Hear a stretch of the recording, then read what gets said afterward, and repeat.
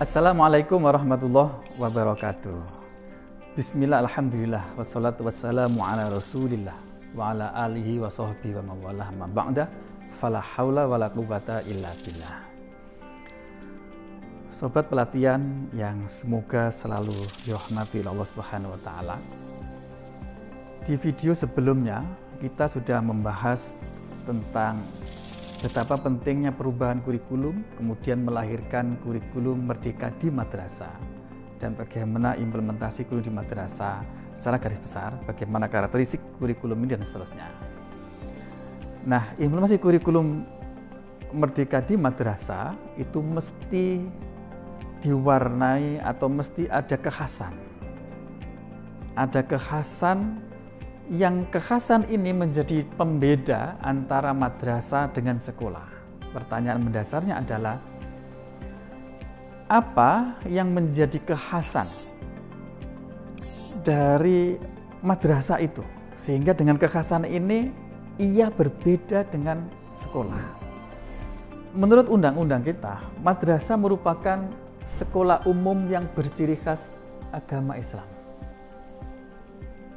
Ini artinya apa? Artinya apapun yang ada di peraturan-peraturan, panduan-panduan yang ada di Kemendikbud itu juga dipastikan berlaku juga di madrasah, namun ada tambahan kekhasan sebagai ciri khas.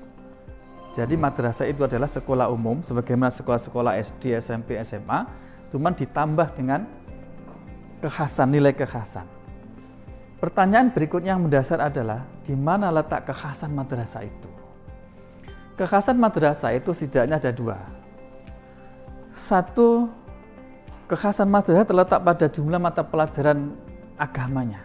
Yang kita tahu ada 10 jam pelajaran, kemudian ada 5 mata pelajaran, ada akidah, akhlak, Quran, hadis, kemudian fikih, SKI, dan bahasa Arab yang masing-masing 2 mata pelajaran, masing-masing 2 jam pelajaran, yang ini kemudian secara materi menjadi pembeda. Kalau di sekolah-sekolah umum itu ada 2 atau 3 JP, mata pelajarannya global, yaitu PAI yang isinya itu campur-campur tadi itu. Satu, kekhasannya daripada jumlah mata pelajaran. Namun tidak hanya itu, justru yang lebih penting lagi adalah bahwa kekhasan madrasah itu terletak pada nilai-nilai agama. Nilai-nilai agama yang mewarnai di dalam cara berpikir, bersikap, dan bertindak dalam menjalankan praksis pendidikan di satuan pendidikan madrasah itu. Sahabat pelatihan yang berbahagia, di dalam kurikulum Merdeka pada Madrasah itu ada 5 nilai, 5 karakteristik yang itu diharapkan untuk bisa menjadi warna yang akan mewarnai di dalam praktek pendidikan yang ada di madrasah. Apa saja itu? Yang pertama adalah perspektif ibadah. Artinya apa? Bahwa praktek apapun yang dilakukan oleh warga madrasah ketika mengelola proses pembelajaran itu mesti diorientasikan untuk ibadah. Ini kedengarannya berat sekali ya untuk ibadah ya. Tapi begini, mari kita pelajari dulu bahwa kenapa harus diorientasikan kepada ibadah. Mari kita lihat dulu bagaimana sketsa kehidupan kita ya untuk mengantarkan ke sana biar tidak salah paham. Ini saya sebut dengan sketsa kehidupan. Saya sebut dengan sketsa kehidupan manusia. Artinya manusia hidup di dunia ini itu akan siapapun itu akan mengalami proses ini. Yang pertama anak lahir. Sebelum lahir itu masa dalam kandungan. Ini kira-kira simbolnya adalah 9,10. Apa artinya? 9 bulan 10 hari. Rata-rata manusia itu ada di alam kandungan. Kemudian lahir. Setelah lahir kemudian dia akan bertumbuh terus mencapai puncak usia itu biasanya ada di usia 40 tahun. Setelah itu manusia akan secara lahiriah akan terus menurun sehingga kemampuannya di akhir dari masa tuanya itu sama dengan ketika dengan dia lahir. Itu yang dimaksud dengan di dalam surat Yasin itu wa man nu'ammirhu nunakkishu fil khalq afala yaqilun. Barang siapa dipanjangkan umurnya, maka penciptaannya akan dibalik mengalami seperti dia seperti lahir lagi. Di sini anak kecil, anak bayi makan disuapin. Ketika usia tua ternyata juga mengalami itu. Kalau sudah tua renta makan disuapin, di sini mandi dimandiin, di sini juga mandi dimandiin. Artinya secara lahiriah pertumbuhan manusia akan mengalami seperti itu. Wa man nu'ammirhu nunakkishu fil khalq afala yaqilun. Nah, setelah itu apa yang terjadi? Orang itu akan meninggal dunia. Ya, kira-kira kalau kita umat Kanjeng Nabi Muhammad itu rata-rata ya 63 tahun, bisa kurang atau bisa lebih. Kemudian masuk alam kubur. Sampai kapan dia ada di alam kubur? Sampai datangnya hari kiamat. Ini yang kemudian disebut dengan Yaumul Ba'ats, dibangkitkan untuk menuju ke alam akhirat. Berapa lama kehidupan di akhirat? Di sini ada simbol tidak terhingga. La nihayata laha. Tidak ada batasnya berapa lama ia hidup di akhirat itu. Ini kalau diteruskan terus akan tidak ada batasnya. Nah, saya ingin mengatakan dalam konteks ini bahwa kalau kita hidup di dunia ini yang kira-kira selama 63 tahun di dunia ini, kemudian kita jalani hidup hari demi hari. Kalau hanya kita orientasikan untuk di dunia saja, yang padahal itu hanya 63 tahun, betapa ruginya. Betapa ruginya. Karena itulah, kalau kita hubungkan dengan firman Allah, bahwa sesungguhnya manusia diciptakan di dunia, manusia dan jin di dunia itu sebetulnya adalah untuk semuanya untuk ibadah kepada Allah. Ibadah artinya apa? Apapun yang dilakukan di dunia ini diorientasikan juga untuk kehidupan yang kedua, yaitu kehidupan akhirat. Ketika apapun yang kita lakukan di dunia ini kemudian kita orientasikan untuk kebahagiaan di akhirat sana, maka apa yang kita lakukan itu sebetulnya mengandung unsur ibadah yang konsekuensinya tidak hanya kita nikmati di dunia saja, tapi kelak nanti di akhirat. Disinilah yang saya maksud dengan bahwa nilai-nilai ibadah itu mesti mewarnai di dalam praktek pendidikan yang ada di madrasah, sehingga tidak hanya anak-anak kita itu menjalani hari demi hari terbatas hanya untuk kepentingan duniawi belaka, tapi untuk juga akhirat. Nah, sobat pelatihan yang berbahagia, di sini penting dijelaskan agar tidak menimbulkan kesalahpahaman. Apa bedanya dunia dengan akhirat? Sesungguhnya istilah duniawi ukhrawi, dunia akhirat, itu tidak bisa kita lihat hanya melalui lahiriah, tapi sangat dipengaruhi oleh bagaimana suasana hati. Kalau apa yang kita miliki di dunia, apa yang kita nikmati di dunia itu diorientasikan atau bisa dinikmati hanya sebelum mati, maka itu berarti duniawi belaka. Tapi kalau apapun yang kita lakukan di dunia ini bisa dinikmati dampaknya nanti di akhirat, itu berarti termasuk bukan duniawi, tapi termasuk urusan ukhrawi. Oke, gambarannya seperti ini, sahabat-sahabat sekalian. Saya punya HP, misalnya, yang mahal sekali. Pertanyaannya, HP saya ini duniawi apa ukhrawiyah? HP saya duniawi apa ukhrawi? Jawabnya, tergantung hati saya.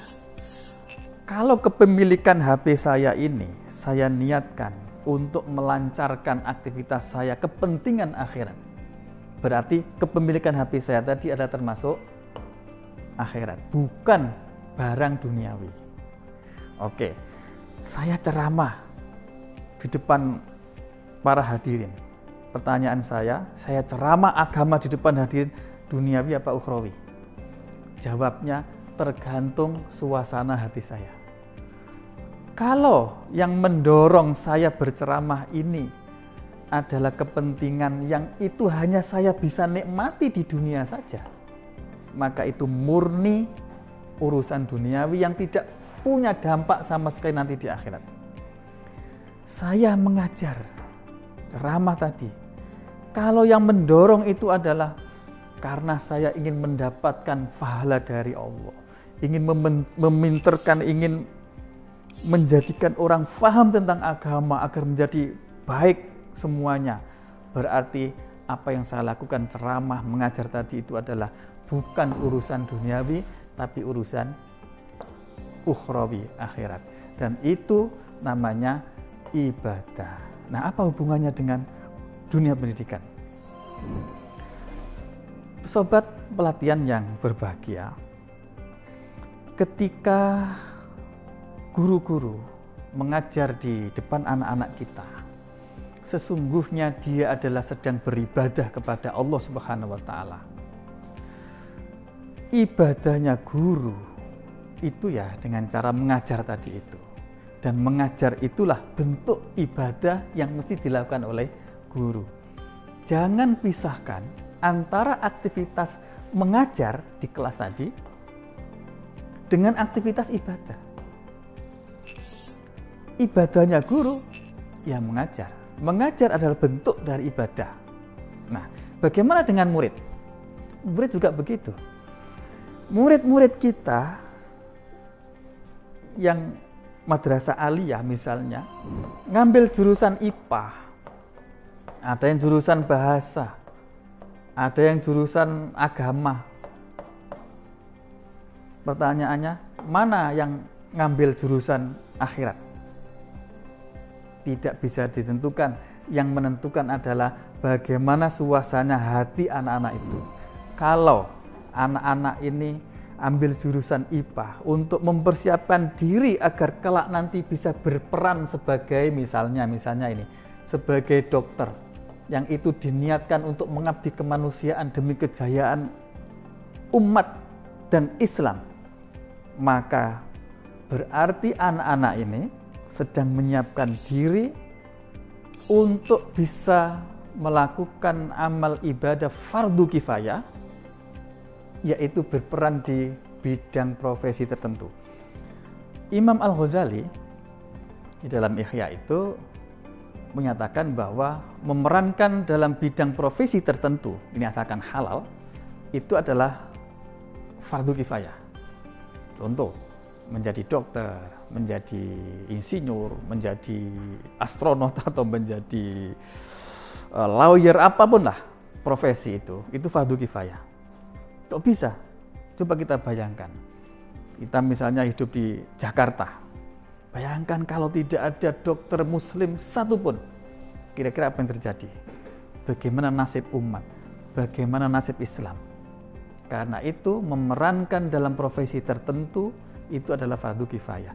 Nah, anak-anak tadi yang mengambil IPA, kalau dia niatkan untuk mengambil profesi tertentu, menjadi dokter dan memerankan kehidupan dokter tadi itu diabdikan untuk kemanusiaan, untuk agama, untuk bangsa ini, maka itu berarti anak-anak tadi yang mengambil jurusan IPA tadi sedang melakukan ibadah fardu kifayah. Jadi ketika anak-anak duduk baca buku, mengerjakan PR, itulah ibadahnya anak-anak kita. anak-anak kita, murid-murid kita, ibadahnya dengan cara belajar. Belajar adalah bentuk ibadah bagi anak-anak kita, pelajar-pelajar kita. Sekali lagi, perspektif cara pandang ibadah ini menjadi penting di dalam pendidikan madrasah.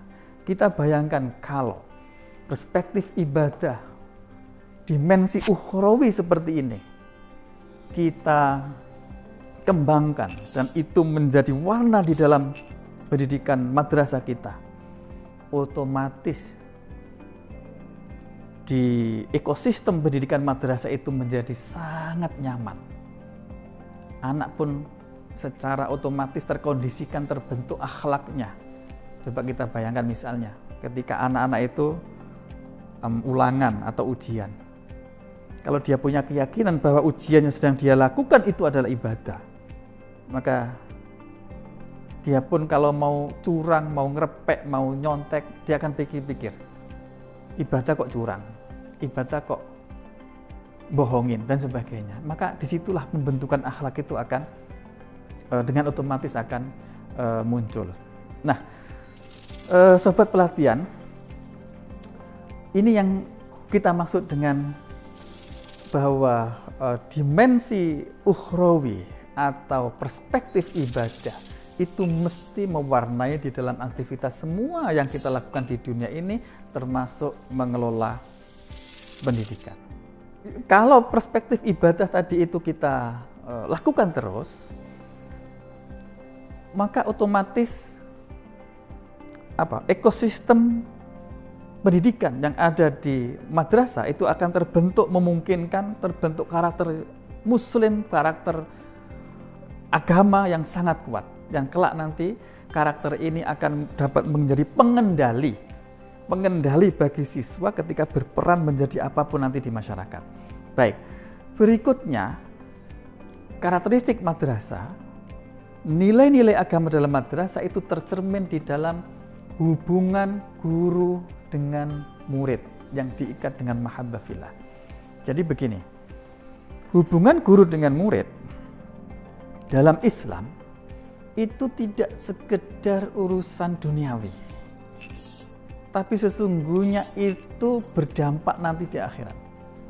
Karena itu hubungan guru dengan murid semestinya di madrasah itu tidak diikat dengan hubungan transaksional. Dia bayar berapa, layanannya gimana, tidak seperti itu. Tapi mesti yang dipikirkan adalah bahwa hubungan guru dengan murid itu diikat dengan mahabbah fillah, rasa kasih sayang. Apa maksudnya? Guru ketika ketemu, berkumpul dengan murid dalam satu kelas misalnya, guru itu dalam posisi membutuhkan kepada murid untuk mengamalkan ilmunya. Murid ketemu dengan guru, membutuhkan guru dalam rangka untuk meningkatkan kapasitas dirinya menjadi orang yang ngerti, sehingga guru membutuhkan murid, murid membutuhkan guru. Ikatan seperti ini yang kalau itu diniatkan untuk sama-sama menjadi orang baik, sama-sama untuk mencari ridho Allah, sama-sama dia beribadah, maka ikatan seperti itu kemudian disebut dengan mahabbah fillah. Yang hubungan mahabbah fillah ini nanti akan kelak punya pengaruh nanti kelak kehidupan di akhirat. Nah, sobat pelatihan yang berbahagia, pada akhirnya semua karakteristik nilai-nilai yang menjadi ciri khas madrasah yang akan membedakan antara proses pembelajaran dan pendidikan di madrasah dengan sekolah dan atau dengan lembaga lain tadi itu, mari bersama-sama kita implementasikan dalam mewarnai proses pendidikan yang ada di madrasah. Apapun semoga bermanfaat dan berkah. Semua hal dimudahkan urusan oleh Allah Subhanahu wa taala. Karena ini memang tidak mudah. Akhirul kalam. Wabillahi taufik wal hidayah wa ridho wal inayah. Wallahu muwaffiq ila aqwamit thoriq. Wassalamualaikum warahmatullahi wabarakatuh.